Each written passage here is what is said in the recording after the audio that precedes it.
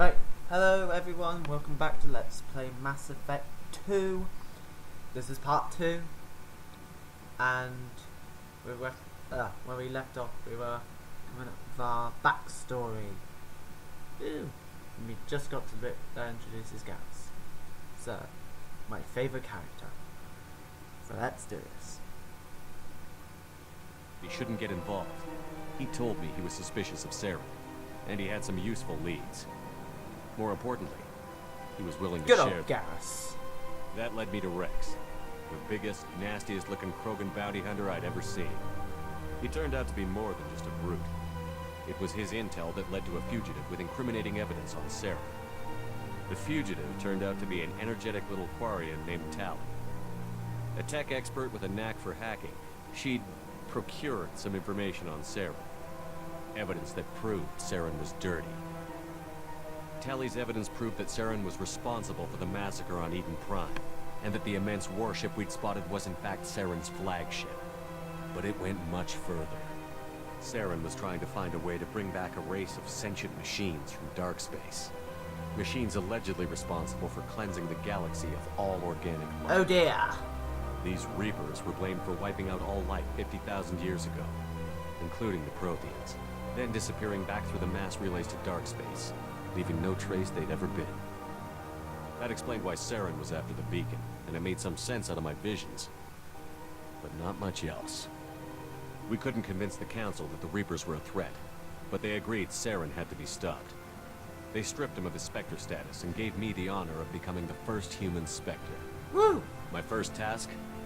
Bring down Saren. Anderson decided to stay behind, giving up his ship, the Normandy. He told me I would need it more than he would. He also pointed me in a direction. Liara, the Prothean expert, adept in biotics, and maybe most importantly, daughter of Benezia, Saren's top lieutenant. And like most Asari, as beautiful as she is intelligent, and born with a unique ability to meld with other species. Liara was able to help me decipher some of the vision the beacon had given me. Nothing concrete, but it gave me some clues. And a new appreciation for the Asari. Her technique for accessing my vision was unexpected, but not at all unpleasant. Ashley was a little concerned about the connection I shared with Liara. As commander, I knew either relationship had the potential to interfere with the mission. Ooh, first choice. Who do we... Ashley, Liara, or Neva?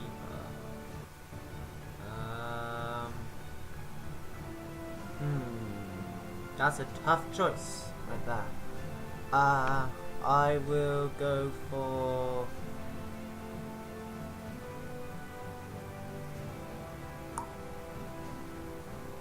Ash.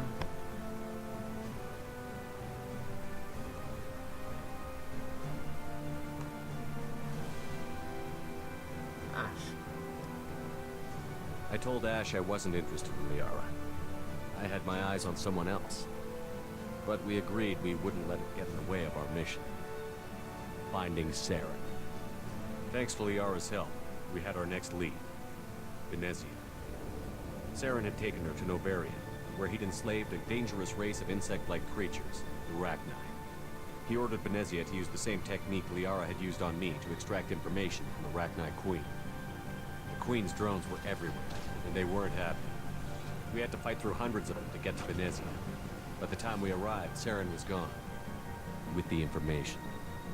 I tried to reason with Benezia, but Saren had indoctrinated her. He had somehow acquired the ability to control people's actions and wills. Benezia wouldn't surrender, and Liara was forced to watch her mother die in her arms. And I was left with an angry, dangerous Rachni Queen to deal with. She claimed her drones would do no harm if I released her.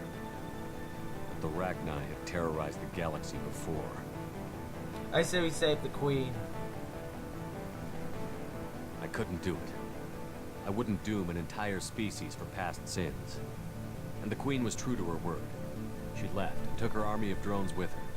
With Saren's top lieutenant dead, he was quickly running out of time and places to hide.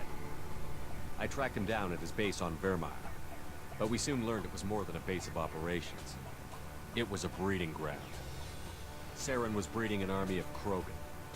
He'd found a cure for the genophage, a disease inflicted on the Krogan to prevent them from breeding and taking over the galaxy. But the Krogan Saren was breeding were slaves, mindless beasts that obeyed Saren's will. I had to destroy the base, and all its research. Rex disagreed. Violently. Rex wanted the genophage cure for his people. I tried to convince him to help me destroy it, that these Krogan weren't real. But he wouldn't back down.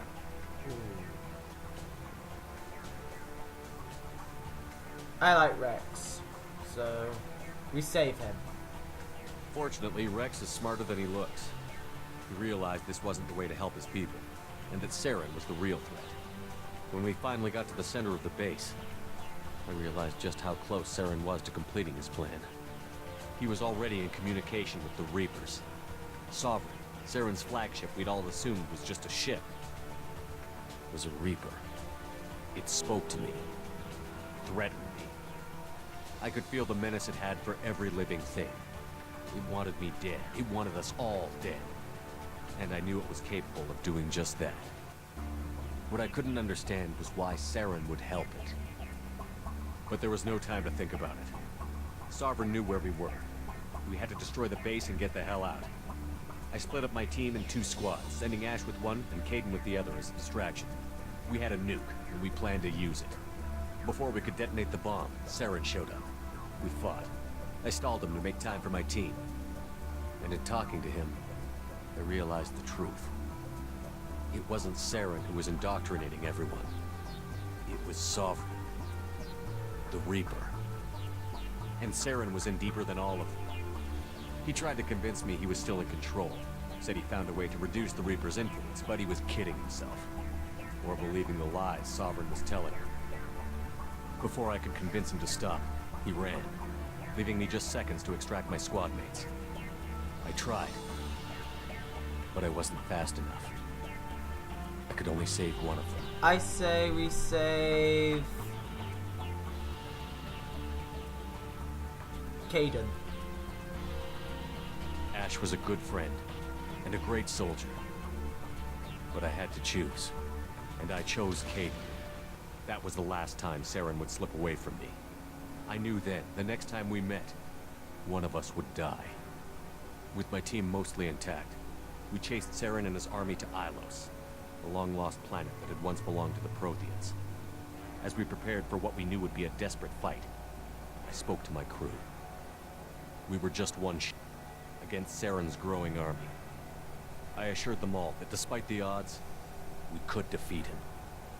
I'd never tell anyone, but I had my doubts. Leaving Ashley behind had hardened my resolve, but revealed a soft spot in my defenses. How many more friends and allies would I be willing to sacrifice in order to stop Saren? We arrived on Ilos, close behind Saren. Once on the planet, we discovered a Prothean databank that helped me put the final pieces of my vision together. The Reapers had come 50,000 years ago, and every 50,000 years before that, each time purging the galaxy of life. The Protheans had fought and died, like every species before them. But a few survived long enough to leave a parting gift. The Protheans had discovered that the Citadel was the key to controlling the mass relays.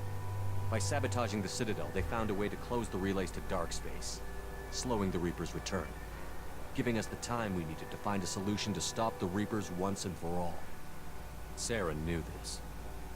He was leading his army to take control of the Citadel and re-establish the relays to dark space, bringing the waiting Reapers here to destroy us all. We followed him to the Citadel. It was intact, but heavily damaged. He had caught the Council fleets by surprise, and they were only now regrouping. And with Sovereign as his flagship, there was little hope the fleets could counterattack with enough strength to take back the Citadel. But Saren was done running, and I was done chasing. As the Alliance and Citadel fleets battled Saren's army outside, I cornered the Turian bastard in the Citadel tower and confronted him. He died believing that the Reapers would save him. As I fought to regain control of the Citadel, the Council's flagship, the Destiny Ascension, fell under attack. Despite Saren's death, Sovereign and Saren's army continued to fight. The Council was aboard the Destiny Ascension, and they were requesting assistance.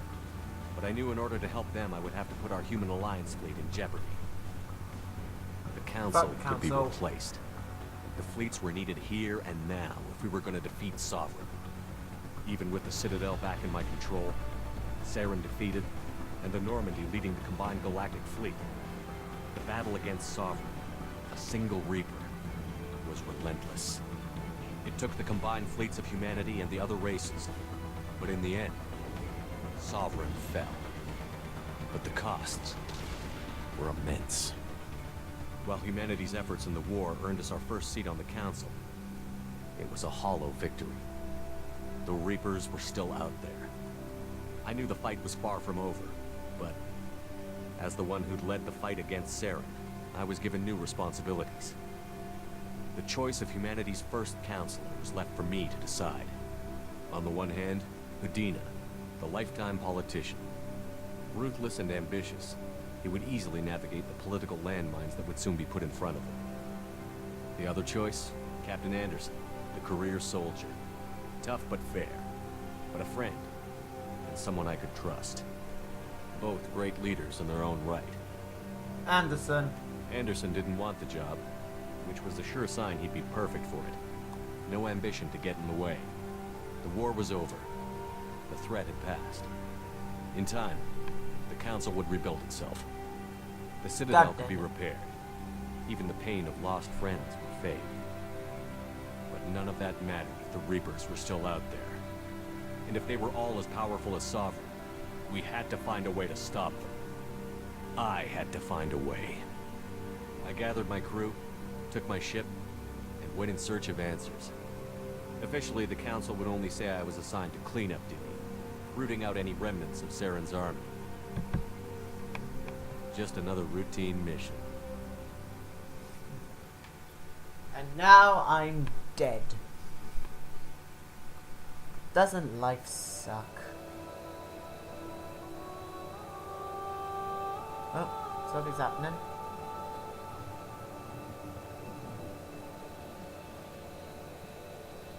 Commander Shepard has been recovered. The Lazarus Project will proceed as planned.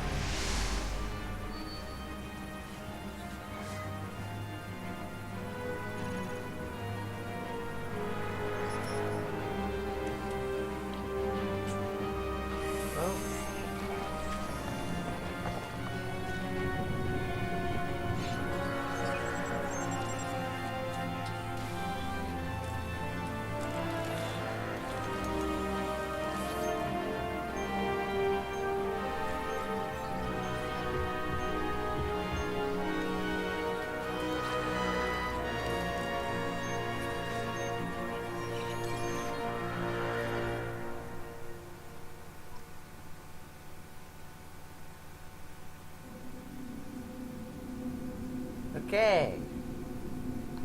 Well, so we got our backstory sorted.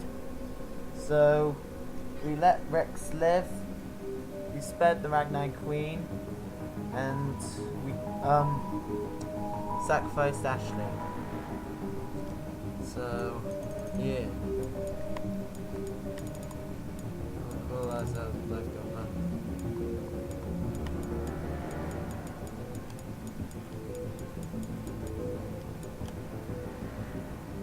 We can. Fine, we'll call ourselves Black Skull. Black Skull Shepherd. And we'll do a custom. Anyway, I'll just do this in between recording these parts. So anyway, I will see you guys in part 3 of Let's Play Mass Effect 2, where I will introduce you to Black Skull Shepherd. Woo!